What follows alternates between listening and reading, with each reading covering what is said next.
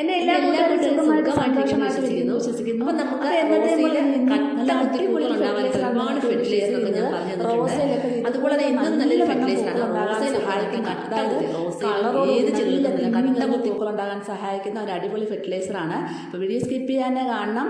അപ്പോൾ ഇതുപോലെ നമ്മുടെ റോസയിലൊക്കെ പൂക്കൾ ഉണ്ടാവണമെങ്കിൽ ഈ ഒരു സമയത്ത് നമുക്ക് മാറി മാറി ഫെർട്ടിലൈസർ കൊടുത്തേ മതിയാവത്തുള്ളൂ.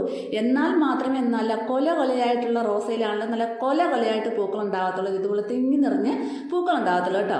അപ്പം വീട്ടിലേക്ക് പോകുന്നതിന് മുമ്പായിട്ട് ഇതുവരെയും എൻ്റെ ചാനൽ സബ്സ്ക്രൈബ് ചെയ്യാത്ത പുതിയ കൂട്ടുകാർ ആരെങ്കിലും ഉണ്ടെങ്കിൽ പ്ലീസ് എൻ്റെ ചാനലിൽ ഒന്ന് സബ്സ്ക്രൈബ് ചെയ്ത് ഒന്ന് സപ്പോർട്ട് ചെയ്ത് ഒരു കുഞ്ഞു ലൈക്ക് തരാനും മറന്നുപോലെ കേട്ടോ.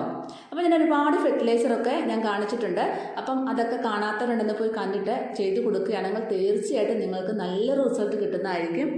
അപ്പോൾ എല്ലാവരും നമ്മുടെ പ്രത്യേക റോസാച്ചെടികൾക്ക് രാവിലെയും വൈകുന്നേരവും വെള്ളം ഒഴിച്ചു കൊടുക്കാൻ മറക്കല്ല കേട്ടോ. നല്ല ചൂടുള്ള സമയമാണ്. ഇതുകൊണ്ട് നിറച്ച് എല്ലാത്തിനും നല്ലവണ്ണം പൂക്കൾ ഉണ്ടാകുന്നുണ്ട്. നമുക്ക് കുറച്ച് കാടൊക്കെ പിടിച്ചു കേട്ടോ. കാരണം ഞാനിപ്പം അവിടെ നമ്മളെപ്പോഴും ഡെയിലി വെള്ളം ഒഴിക്കുന്നുണ്ട്. അവിടുത്തെ പച്ചപ്പ് ആ പുല്ലൊക്കെ താഴത്തെ പുല്ലൊക്കെ കിടപ്പുണ്ട്. അത് കുഴപ്പമില്ല, അത് നമുക്കിപ്പം തണൽ തന്നെയാണ് നമ്മുടെ ചെടികൾക്ക്. അതുകൊണ്ട് ഞാനിപ്പോൾ തൽക്കാലം ആ കാടൊന്നും പറിക്കുന്നില്ല. അപ്പോൾ ഇന്നത്തെ ഒരു ഫെർട്ടിലൈസർ എന്ന് പറഞ്ഞാൽ നല്ലവണ്ണം പൂക്കൾ ഉണ്ടാകാൻ സഹായിക്കുന്ന ഫെർട്ടിലൈസറാണ്. തീർച്ചയായിട്ടും നിങ്ങൾ ഒരു തവണയെങ്കിലും ചെയ്ത് കൊടുക്കാൻ മറക്കല്ല കേട്ടോ. അപ്പോൾ അതിനായിട്ട് നമ്മൾ ബാക്കി വന്ന പൊട്ടറ്റോടെ തൊലി എടുത്തിട്ടുണ്ട് കേട്ടോ. അപ്പോൾ പൊട്ടറ്റോടെ തൊലിയൊന്നും ഒരിക്കലും കളയണ്ട, നല്ലതാണ്. അപ്പോൾ അതിൻ്റെ കൂട്ടത്ത് ഞാൻ കുറച്ച് ബീറ്റ്റൂട്ടിൻ്റെ തൊലിയും കൂടെ. അപ്പം ഇതൊക്കെ നമ്മൾ സൂക്ഷിച്ച് വെച്ച് കഴിഞ്ഞാൽ നമുക്ക് ഇതുപോലെ വീട്ടിൽ തന്നെ ജൈവവളം ഉണ്ടാക്കി കൊടുക്കാനായിട്ട് വളരെയധികം നല്ലതാണ് കേട്ടോ. അപ്പോൾ ആരും ഇതൊന്നും കളയണ്ട. പിന്നെ നമ്മുടെ മുട്ടത്തോട് എല്ലാവർക്കും അറിയാം, ചെടികൾ ധാരാളം പൂക്കൾ ഉണ്ടാവാൻ സഹായിക്കുന്ന ഒരു സാധനമാണ് മുട്ടത്തോട്. പിന്നെ ഒരുപാട് കാൽസ്യം ഒക്കെ അടങ്ങിയിട്ടുള്ളത് കൊണ്ട് തന്നെ അതിൻ്റെ ഒരു കുറവ് കൊണ്ടൊക്കെ ഉണ്ടെങ്കിൽ നമ്മുടെ ചെടികൾക്ക് എന്തെങ്കിലും പ്രശ്നം ഉണ്ടെങ്കിൽ അതെല്ലാം നമുക്ക് മാറിക്കിട്ടും. ബീറ്റ്റൂട്ടിൻ്റെ തൊലി നല്ല കളറായിട്ടുള്ള പൂക്കൾ ഉണ്ടാവാനായിട്ടും നല്ലപോലെ പൂക്കൾ പിടിക്കാനും സഹായിക്കുന്ന ഒരു ഫെർട്ടിലൈസർ തന്നെയാണ് ഞാനിപ്പോൾ ഉണ്ടാക്കി കാണിക്കുന്നത്.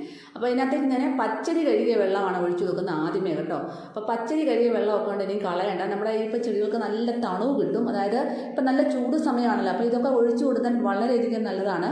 പിന്നെ ഞാൻ നമ്മുടെ അരി കഴുകിയ വെള്ളം കൂടെ ഒഴിച്ചു കൊടുക്കുന്നുണ്ട് കേട്ടോ. അപ്പോൾ ഇത് നമുക്ക് നന്നായിട്ട് പുളിപ്പിക്കേണ്ട അത്യാവശ്യമാണ്.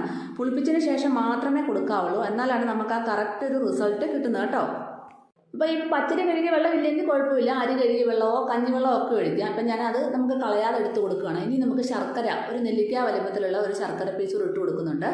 അപ്പം എന്ന് പറഞ്ഞാൽ നെല്ലിക്ക അല്ല, ഒരു നാരങ്ങ വലിപ്പത്തിലുള്ള ശർക്കര പീസാണ് കേട്ടോ. നാരങ്ങയുടെ വലിപ്പമുണ്ട്, അത് ഇട്ട് കൊടുക്കുന്നുണ്ട്. കാരണം നമ്മൾ 2-3 ദിവസം 3-4 ദിവസം പുളിപ്പിക്കാൻ വെക്കുന്നുണ്ട്. അപ്പോൾ ഒരു ബാഡ് സ്മെല്ലും കാര്യങ്ങളൊന്നും ഇല്ലാതിരിക്കാനായിട്ടും പിന്നെ അതുപോലെ തന്നെ മണ്ണിലുള്ള നല്ല സൂക്ഷ്മാണുക്കളെ വർദ്ധിപ്പിക്കാനായിട്ട് ശർക്കര ഒത്തിരി നല്ലതാണ്. അപ്പോൾ നല്ല സൂക്ഷ്മാണുക്കൾ വർദ്ധിക്കുന്നുണ്ട് നമ്മുടെ ചെടി നല്ലതായിട്ട് വളരാനായിട്ട് സഹായിക്കുന്നു കേട്ടോ. അപ്പോൾ ഇതെല്ലാം കൂടെ പുളിപ്പിച്ചിട്ട് 4 ദിവസം പുളിപ്പിച്ചിട്ടുണ്ടായിരുന്നു. ഒരു ബാഡ് സ്മെല്ലും കാര്യങ്ങളും അങ്ങനെയൊന്നും ഇല്ല. നമ്മുടെ ശർക്കരയൊക്കെ ഇട്ട് കൊടുക്കുന്നത് കേട്ടോ. അപ്പോൾ അല്ലെങ്കിൽ ഒരു ബാഡ് സ്മെല്ല് വരും. അപ്പോൾ ഇത് നല്ലവണ്ണം പുളിച്ച് പതഞ്ഞ് കിട്ടണം, നിങ്ങൾക്ക് കാണാൻ സാധിക്കുന്നുണ്ട്. ഇനി നമുക്ക് അതിൻ്റെ വേസ്റ്റ് ഒന്നും ആവശ്യമില്ല. നമുക്കൊരു പാത്രത്തിലേക്ക് അരിച്ചൊഴിക്കാം കേട്ടോ. നമ്മൾ എപ്പോഴും എന്ത് കൊടുത്താലും കറക്റ്റ് ആ രീതിയിൽ കൊടുക്കുകയാണെങ്കിൽ നമുക്ക് നല്ലൊരു റിസൾട്ടായിരിക്കും നമ്മുടെ ചെടികൾക്ക് കിട്ടുന്നത്. അപ്പം നമുക്ക് ഇതുപോലെ ഏതെല്ലാം ഓരോ കാര്യങ്ങൾ അതനുസരിച്ച് നമ്മൾ പിന്നെ കഞ്ഞിവെള്ളത്തിലോ കാടിവെള്ളത്തിലോ ഒക്കെ ഇട്ട് അരി കഴുകിയ വെള്ളത്തിലോ ഒക്കെ ഇട്ട് വെക്കുകയാണെങ്കിൽ അതിൻ്റെതായിട്ടുള്ള റിസൾട്ട് കിട്ടും. കഞ്ഞിവെള്ളത്തിലും അരി കഴുകിയ വെള്ളത്തിലും ഒക്കെ ധാരാളം പൊട്ടാഷ് കണ്ടന്റ് അടങ്ങിയിട്ടുണ്ട്. അതായത് NPK ധാരാളം അടങ്ങിയിട്ടുള്ള ഘടകങ്ങളെല്ലാം ഇതിനകത്തുണ്ട്. അപ്പോൾ NPK അടങ്ങിയിട്ടുള്ള ഫെർട്ടിലൈസർ നമ്മൾ കൊടുക്കുകയാണെങ്കിൽ നമ്മുടെ ചെടികൾ ധാരാളം പൂക്കൾ ഉണ്ടാവും. ഇത് റോസയ്ക്ക് മാത്രമല്ല കേട്ടോ, ഏത് ചെടികൾക്ക് കൊടുക്കാവുന്ന ഒരു ഫെർട്ടിലൈസറാണ്. അപ്പോൾ നമുക്ക് നല്ലതായിട്ട് നേർപ്പിക്കേണ്ട ഒരു ആവശ്യമുണ്ട്. അപ്പോൾ ഇത് നമ്മൾ ഒഴിച്ചെടുത്തിട്ട് ഇപ്പോൾ ഒരു 1/4 ബക്കറ്റേ ഉള്ളായിരുന്നു. ഒരു കാൽ ബക്കറ്റ് അത്ര ഇല്ല എങ്കിലും ഏകദേശം അത്ര ഉണ്ടായിരുന്നു. അപ്പം ഞാൻ അതിലൊരു 5 ലിറ്റർ വെള്ളവും കൂടെ ഒഴിച്ചു കൊടുക്കുകയാണ് കേട്ടോ. ഏകദേശം അര ബക്കറ്റ് ആക്കിയിട്ടുണ്ട്. അപ്പം നന്നായിട്ട് നമ്മൾ നേർപ്പിച്ച് കൊടുക്കണം. ഞാനിപ്പോൾ കൊടുക്കുന്ന സമയം എന്ന് പറഞ്ഞാൽ ഏകദേശം ഒരു 8-8:30-9 മണി ആയിട്ടുണ്ട്. ആ സമയത്താണ് ഇപ്പോൾ ഇത് കൊടുക്കുന്നത്. വെയിലൊക്കെ വരാൻ തുടങ്ങിയിട്ടേ ഉള്ളൂ.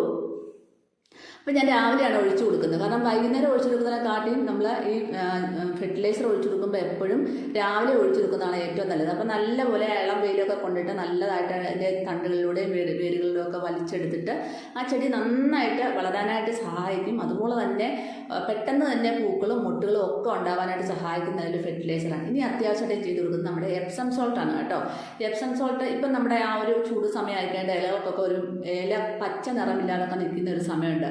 അതിനും നല്ലതാണ്. അതുപോലെ തന്നെ നല്ലൊരു വളർച്ചയ്ക്ക്, നമ്മുടെ ചെടിയുടെ നല്ലൊരു വളർച്ചയ്ക്ക് നമ്മുടെ എപ്സം സോൾട്ട് വളരെയധികം സഹായിക്കുന്നു. അപ്പോൾ 1 ടീസ്പൂൺ എപ്സം സോൾട്ട് മാത്രമേ ചേർത്തിട്ടുള്ളൂ. ഇതെല്ലാം കൂടി നന്നായിട്ട് നമുക്ക് ഇതുപോലെ ഒന്ന് അടിച്ചെടുക്കാം.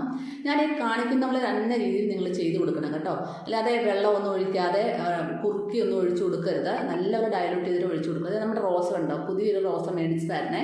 അതിൽ ആദ്യമായിട്ട് 2 പൂക്കൾ ഇട്ടിട്ടുണ്ട്. അപ്പോൾ ഇതിലിപ്പോൾ രണ്ടാമതാണ് പൂക്കൾ ഉണ്ടാകുന്നത്. 3-4 പൂക്കൾ ഒന്നിച്ച് വന്നതായിരുന്നു. ഇത് ഇപ്പോഴും വരുന്നുണ്ട്. ഇപ്പം ഞാൻ ഈ ഉണ്ടാക്കി കാണിച്ച വളം റോസകൾക്കും ഏത് ചെടികൾക്കും കൊടുക്കാൻ നല്ലൊരു വളമാണ്. നിങ്ങൾ തീർച്ചയായിട്ടും ചെയ്ത് നോക്കണം. നല്ല എഫക്റ്റാണ് ഇത് ഒഴിച്ചു കൊടുക്കുമ്പോൾ. അപ്പം നമ്മൾ ആ കറക്റ്റ് രീതിയിലൊക്കെ ഡൈല്യൂട്ടൊക്കെ ചെയ്ത് കൊടുക്കുകയാണെങ്കിൽ നല്ലതാണ്. രാവിലെ കൊടുക്കാൻ ശ്രമിക്കുക. അപ്പം നല്ല റിസൾട്ട്, നല്ല തണുവ് നമ്മുടെ ചെടികൾക്ക് കിട്ടും. ഇപ്പോൾ ഈ ചൂട് സമയമാണല്ലോ, അതുകൊണ്ട് നല്ല തണുപ്പ് കിട്ടും നമ്മുടെ ചെടികൾക്ക്. കഞ്ഞിവെള്ളത്തിലും അരി കഴുകിയ വെള്ളത്തിലും പച്ചരി കഴുകിയ വെള്ളത്തിലും ഒക്കെ കൊടുത്തു കഴിഞ്ഞാൽ എന്തെങ്കിലുമൊക്കെ ഇട്ട് പുളിപ്പിച്ച് കൊടുത്താൽ മതി. നല്ല റിസൾട്ടാണ്. ഒരുപാട് പൂക്കളൊക്കെ ഉണ്ടാകാൻ സഹായിക്കുന്ന നല്ലൊരു ഫെർട്ടിലൈസറാണ്. അപ്പോൾ തീർച്ചയായിട്ടും നിങ്ങളതെല്ലാവരും ട്രൈ ചെയ്ത് നോക്കാൻ മറക്കല്ലേ. 15 ദിവസം കൂടുമ്പോൾ ഒരിക്കൽ നമ്മൾ മാറി മാറി വളം കൊടുക്കേണ്ട അത്യാവശ്യമാണ് കേട്ടോ. അപ്പോൾ ഇനി അടുത്തൊരു വീഡിയോ ആയിട്ട് കാണാം.